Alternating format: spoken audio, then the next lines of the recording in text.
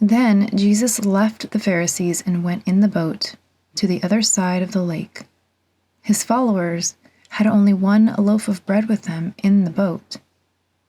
They had forgotten to bring more. Jesus warned them, "Be careful. Beware of the yeast of the Pharisees and the yeast of Herod." His followers discussed the meaning of this, saying, "He said this because we have no bread." Mark 8:13-16. In the Bible, yeast is often a metaphor for pride and arrogance. Why? When you put yeast in dough, what does it do? It puffs it up, and if you put in too much, it blows it up. When you're cooking, you don't need a lot of yeast. If you're making bread, you don't pour a cup of yeast in, you just need a little pinch.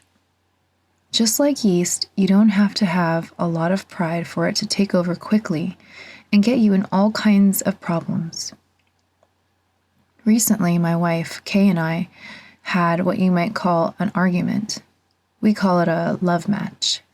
After that argument, I wrote down in my journal, "When I'm filled with pride, I blow things out of proportion." We all do this.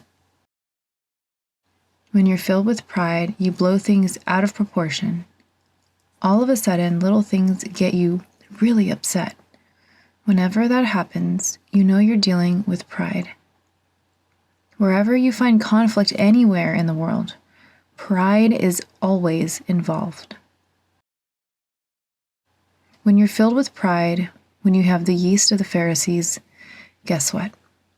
You can't see life clearly. When you are prideful, you can't see what God is doing in your life.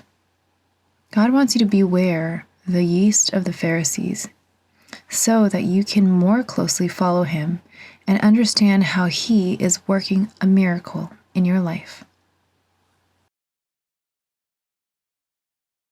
Talk it over. Is it possible pride has affected your relationships with other people? How so? Is it possible pride has kept you from developing spiritually? How so? What does pride look like in your life? In what ways has it kept you from seeing God's plan for you?